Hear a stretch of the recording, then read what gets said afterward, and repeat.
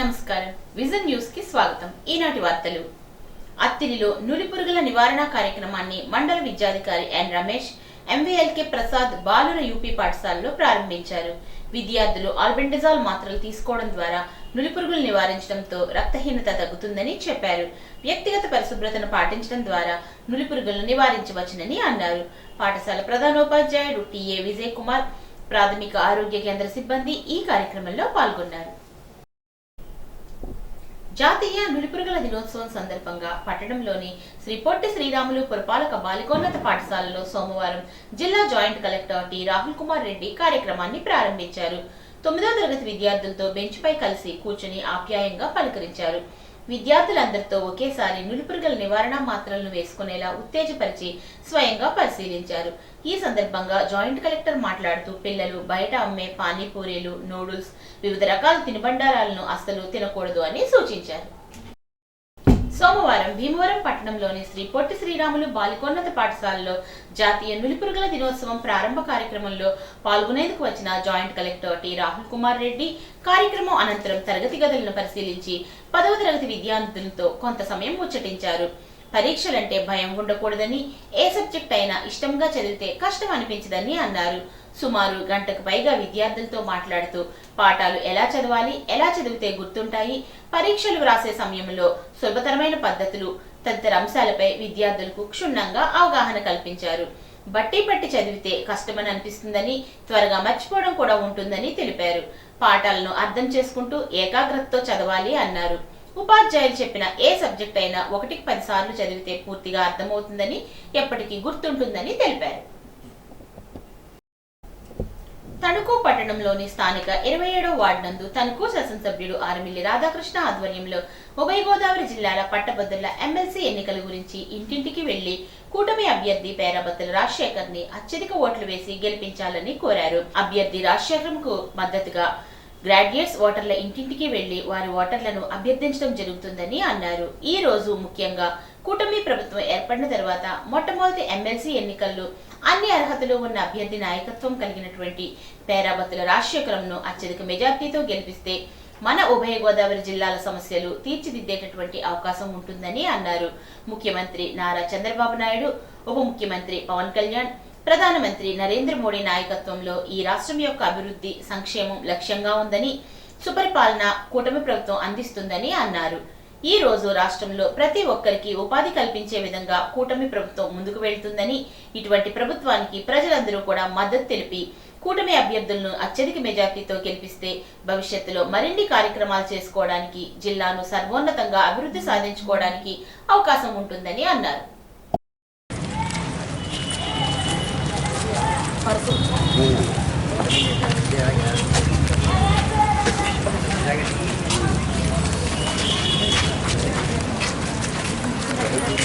27 ఫిబ్రవరి జరిగేటటువంటి graduate MLC ఎన్నికల్లో కూటమి అభ్యర్థిగా పోటీ చేస్తున్నటువంటి పేరాబత్తుల రాజశేఖర్ గారికి మద్దతుగా ఈరోజు తణుకుపట్నంలో ఉన్నటువంటి 27వ వార్డులో ఇంటింటికి వెళ్ళి ఎమ్మెల్సీ ఓట్లకు సంబంధించి ఓటర్లని కలిసి వారి ఓట్లను అభ్యర్థించడం జరుగుతుంది। కూటమి ప్రభుత్వం ఏర్పడిన తర్వాత జరిగేటటువంటి మొట్టమొదటి ఎన్నికల్లో ఈరోజు కూటమి అభ్యర్థిగా పోటీ చేస్తున్నటువంటి రాజశేఖర్ గారు అన్ని విధాలుగాను కూడా అర్హత ఉన్నటువంటి అభ్యర్థి, ఒక మంచి నాయకత్వ లక్షణాలు కలిగినటువంటి అభ్యర్థి। అటువంటి అభ్యర్థిని గెలిపించుకుంటే మన ఉభయ గోదావరి జిల్లాల సమస్యల వాణిని మండలిలో వినిపించడానికి అవకాశం ఉంటుందని ఈరోజు ప్రతి ఒక్కరికి కూడా తెలియజేసుకోవడం జరుగుతుంది। ఈరోజు ముఖ్యంగా ఎక్కడికి వెళ్ళినా వారందరూ కూడా సంతోషం వ్యక్తం చేస్తూ తప్పనిసరిగా కూటమి అభ్యర్థికి మద్దతు తెలియజేస్తాం, వారి ప్రాధాన్యత ఓటిస్తామని చెప్పి ముందుకు రావడం జరుగుతుంది। ఈరోజు గౌరవ ముఖ్యమంత్రి నారా చంద్రబాబు నాయుడు గారు, ఉప ముఖ్యమంత్రి వారు పవన్ కళ్యాణ్ గారు, మన ప్రధానమంత్రి నరేంద్ర మోడీ గారి నాయకత్వంలో ఈ రాష్ట్రం అభివృద్ధి సంక్షేమం లక్ష్యంగా ఒక సుపరిపాలనను అందిస్తున్నటువంటి ప్రభుత్వం ఈరోజు కూటమి ప్రభుత్వం 8 నెలలుగా ఇచ్చినటువంటి హామీలన్నింటినీ కూడా అమలు చేస్తుంది। ముఖ్యంగా ఈరోజు ఏదైతే ఎన్నికల్లో యువతకి హామీ ఇచ్చారో 20 లక్షల ఉద్యోగాలు కల్పించాలని ఈరోజు ఈ ప్రభుత్వం యొక్క లక్ష్యం। దానికి అనుగుణంగా 8 నెలల్లో దాదాపు 5 లక్షల కోట్ల పెట్టుబడులు తీసుకొచ్చి 4,70,000 మందికి ఉపాధి కల్పించే విధంగా, ఉద్యోగాలు వచ్చే విధంగా ఈరోజు ఇప్పటికే ఎంఓఏలు కానీ వివిధ అగ్రిమెంట్లు చేసుకోవడం జరిగింది. దాని ద్వారా ఉపాధి లభించడానికి మార్గం ఏర్పడింది. ఈ విధంగా ఏదైతే గ్రాడ్యుయేట్స్ చదువుకున్న వారందరికీ కూడా ఈరోజు ప్రతి ఒక్కరికి ఉపాధి కల్పించాలనే లక్ష్యంతో ఈ ప్రభుత్వం ముందుకు వెళ్తుంది. ఇటువంటి ప్రభుత్వానికి ప్రజలందరూ కూడా మద్దతు తెలియజేసి ఈరోజు కూటమి అభ్యర్థుల్ని అత్యధికమైనటువంటి మెజార్టీతో గెలిపిస్తే భవిష్యత్తులో మరిన్ని కార్యక్రమాలు చేసుకోవడానికి మన జిల్లాలు కూడా సర్వతోముఖాభివృద్ధి సాధించడానికి అవకాశం ఉంటుంది. కనుక ప్రజలందరూ కూడా గమనించి యువత భవిష్యత్తును కాపాడాలంటే కూటమి ప్రభుత్వానికి మనందరం కూడా మద్దతు తెలియజేసి కూటమి అభ్యర్థి రాజశేఖర్ గారికి మొదటి ప్రాధాన్యత ఓటు 1 అంకె వేసి గెలిపించి కూటమికి మరింత బలాన్ని ఉమ్మడి తూర్పు పశ్చిమ గోదావరి జిల్లాల పట్టభద్రుల ఎమ్మెల్సీ ఎన్నికల్లో కూటమి అభ్యర్థి పేరాబత్తుల రాజశేఖరానికి తొలి ప్రాధాన్యత ఓటు వేసి ఆయనను అఖండ మెజారిటీతో గెలిపించాలని తణుకు శాసనసభ్యుడు ఆర్మిల్లి రాధాకృష్ణ పిలుపునిచ్చారు. ఏలూరులో జరిగిన ఎమ్మెల్సీ కూటమి అభ్యర్థి పేరాబత్తుల రాజశేఖరం నామినేషన్ కార్యక్రమానికి తణుకు నియోజకవర్గం నుండి రాధాకృష్ణ పిలుపు మేరకు పెద్ద ఎత్తున తెలుగుదేశం, జనసేన, బీజేపీ నాయకులు ర్యాలీగా బయలుదేరి వెళ్లారు. ఈ సందర్భంగా రాధాకృష్ణ మాట్లాడుతూ గ్రాడ్యుయేట్ ఓటర్లుగా నమోదైన యువత 100% కూటమి అభ్యర్థికి ఓటు వేసే విధంగా అవగాహన కల్పించాలని సూచించారు. గడిచిన 7 నెలల కాలంలో ప్రభుత్వం చేపట్టిన అభివృద్ధి కార్యక్రమాలను వివరించాలని, రాష్ట్రంలో అభివృద్ధి కొనసాగాలంటే ఎమ్మెల్సీ ఎన్నికల్లో కూటమి అభ్యర్థిని గెలిపించాలని కోరారు. అభివృద్ధి అనేది డబుల్ ఇంజిన్ సర్కార్ అయితే ఏపీలో అభివృద్ధి అనేది ట్రిపుల్ ఇంజిన్ సర్కార్ అన్నారు. కూటమి ప్రభుత్వం అధికారం చేపట్టిన అనంతరం తొలి సంతకం మెగా డిఎస్సి పైనే చేశామన్న విషయాన్ని వివరించాలని, ఎన్నికల అనంతరం కోడ్ ముగిశాక మెగా డిఎస్సి అమలు చేయబోతున్నట్లు తెలిపారు. 5 ఏళ్లలో 20 లక్షల ఉద్యోగాల లక్ష్యంతో ముఖ్యమంత్రి చంద్రబాబు, ఉప ముఖ్యమంత్రి పవన్ కళ్యాణ్ పనిచేస్తున్నారు అన్నారు. సాధారణ ఎన్నికల్లో అఖండ విజయం వచ్చిన తర్వాత ఎమ్మెల్సీ ఎన్నికల్లో కూడా అఖండ విజయం రావాలని కోరారు. ఈ కార్యక్రమంలో తణుకు నియోజకవర్గ కూటమి నాయకులు, కార్యకర్తలు పెద్ద ఎత్తున పాల్గొన్నారు. తణుకు మానవతా సంస్థ ఆధ్వర్యంలో రోటరీ క్లబ్ లో చిట్టూరి సుజాత ఆర్థిక సహాయంతో 3 విద్యార్థులకు ఫీజు చెల్లించారు. కె సుశాంత్ కు 10,000, కె నందీశ్వరికి 5,000, మేఘనకు 10,000 అందజేశారు. ఈ కార్యక్రమంలో ఆర్ రాధా పుష్పావతి, శాంతిరథం చైర్మన్ గమని రాంబాబు, మానవతా సభ్యులు పాల్గొన్నారు. ఈ సందర్భంగా జనతా ఆసుపత్రి వైద్యుని పుట్టినరోజు వేడుకలు నిర్వహించారు. ఈరోజు ఇద్దరు స్టూడెంట్స్కి ఫీజుల నిమిత్తం మన మానవతా సంస్థ నుండి ఆర్థిక సహాయాన్ని అందజేస్తున్నారు. చేసే సర్వీస్ భాగాల్లో ముఖ్యంగా మనం విద్యకి అధిక ప్రాధాన్యం ఇస్తూ, అలాగే ఆరోగ్యపరంగా ఉన్న వారికి కూడా మనం ఇదోదంగా ఎంతో కొంత మన సహాయం అందజేస్తున్నాం. ఈరోజు అందించే సహాయం శ్రీమతి చిట్టూరు సుజాత గారు వారు స్పాన్సర్ చేశారు. ఇంజనీరింగ్ చదువుతున్న స్టూడెంట్కి, బీటెక్ చదువుతున్న అమ్మాయికి, మేఘన అనే అమ్మాయికి వాసు ఇంజనీరింగ్ కాలేజ్ చదువుతుంది తాడేపూడం 10,000 రూపాయలు. అలాగే సుశాంత్ అనే అబ్బాయికి ఇంటర్మీడియట్ చదువుతున్నాడు, అతనికి ఒక 5,000 రూపాయలు. అలాగే వాళ్ళ తల్లిగారికి చాలా సుస్థిగా ఉండటం వల్ల, చాలా ఇబ్బందికరమైన కొంచెం మధ్యస్థిమితో ఇబ్బంది అలాంటి ఉండటం వల్ల, చాలా సివియర్గా ఉండటం వల్ల మనకి అత్తిరి సుబ్బారావు చెప్పిన తర్వాత వారి అమ్మగారికి ఒక 5,000 రూపాయలు, 10,000 రూపాయలు.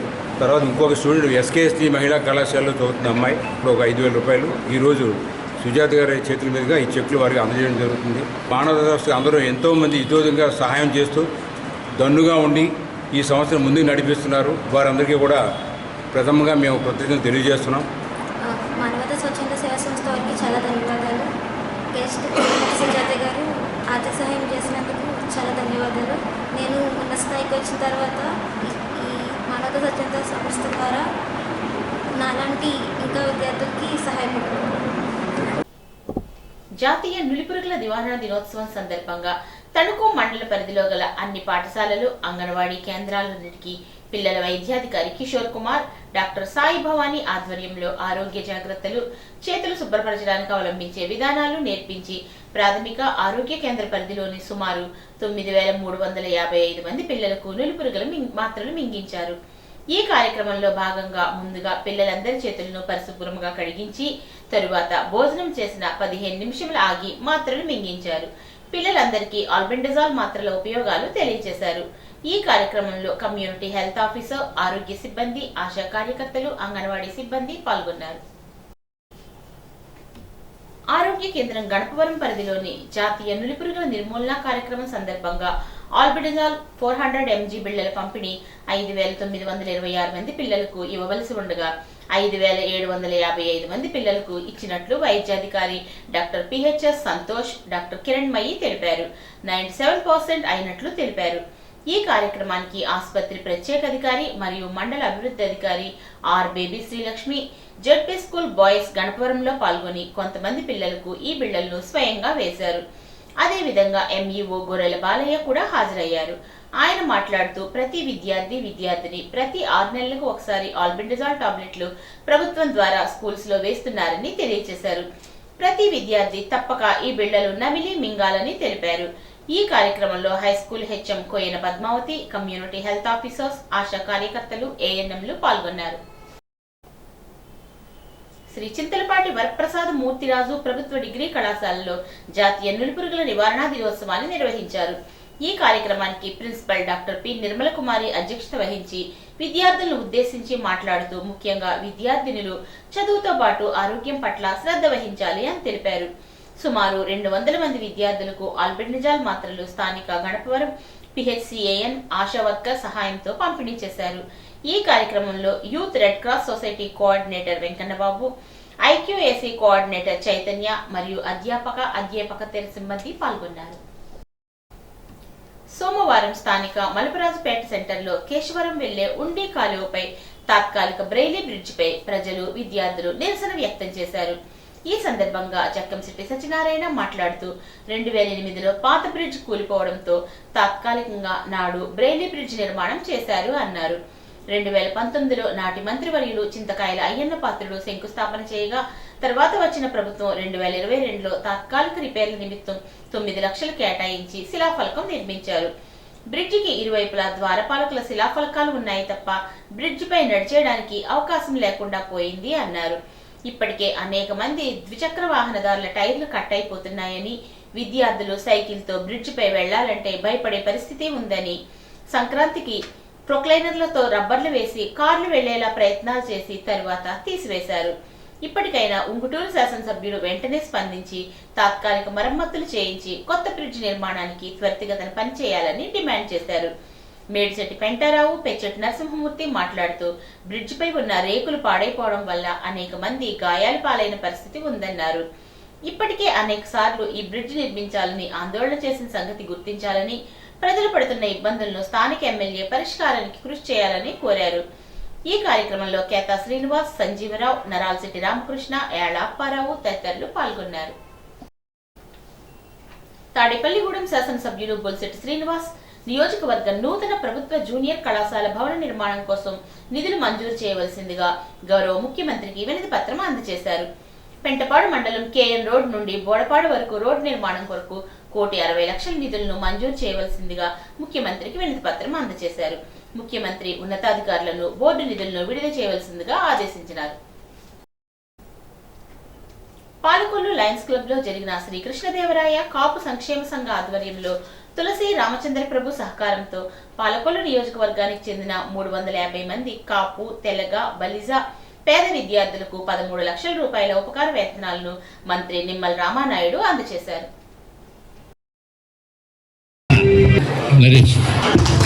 కారణం మీరు జిల్లా ఎడ్లపాడు మండలాభ్యాసం స్థాపించి ఎదురు రాజ్యాన్ని సహజంగా మీకు అందరి మనం ఈ సమాజంలో చూస్తూ ఉన్నాం.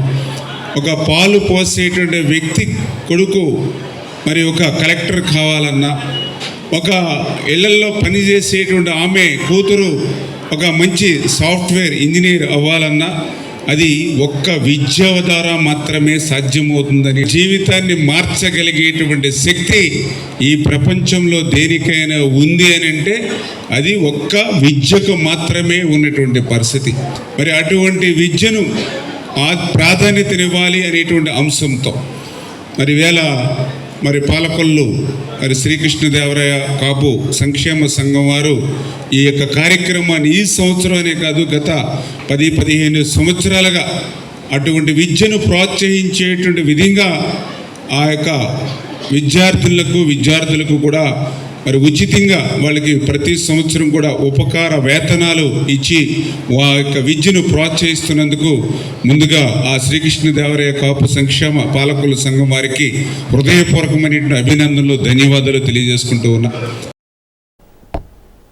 రాష్ట్ర జలవనరుల శాఖ మంత్రి డాక్టర్ నిమ్మల రామానాయుడు పాలకొల్లు నియోజకవర్గంలో పేదలకు వైద్య సహాయంగా ముఖ్యమంత్రి సహాయ నిధి చెక్కులను అందజేశారు.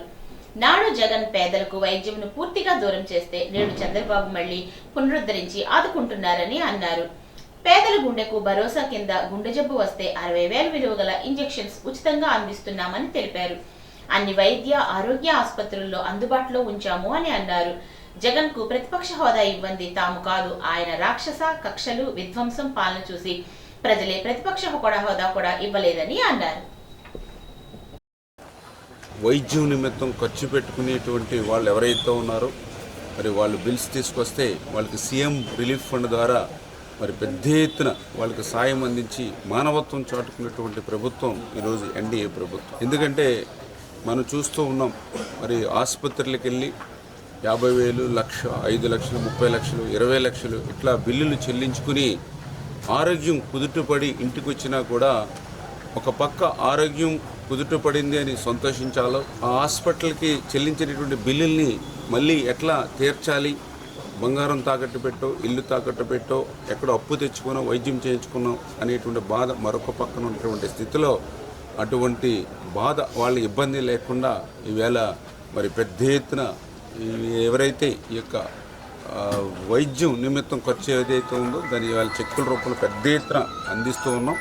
అందులో భాగంగా ఈరోజు చూసాం, ఏదైతే గడిచిన 4-5 నెలల కాలంలోనే మన పాలకొల్లు నియోజకవర్గంలో అది 1,59,17,259 రూపాయలు, అంటే ఇంత పెద్ద ఎత్తున 5-6 మాసాల్లోనే.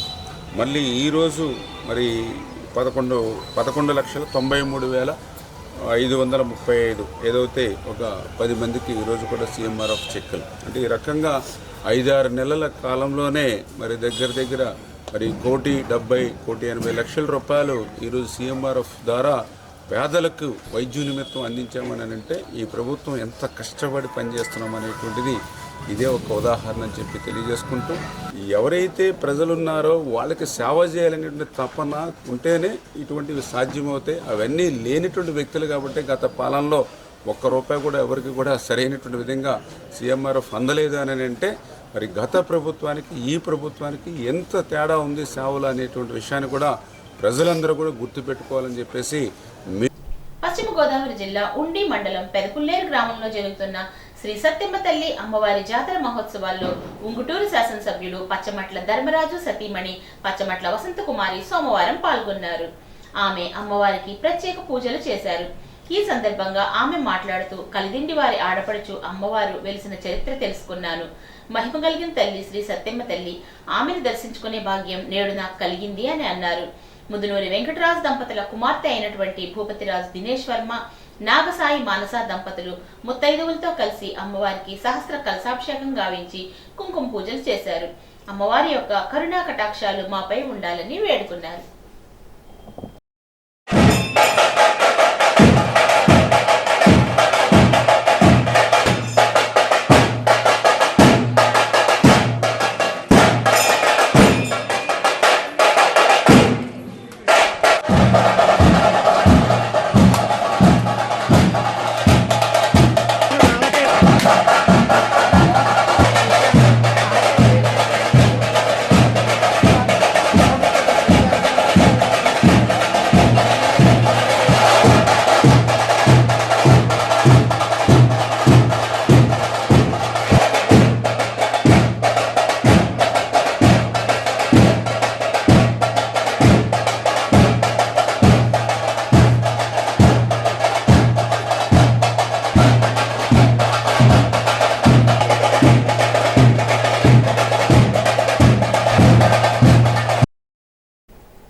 ఈ వార్తలకు స్వల్ప విరామం.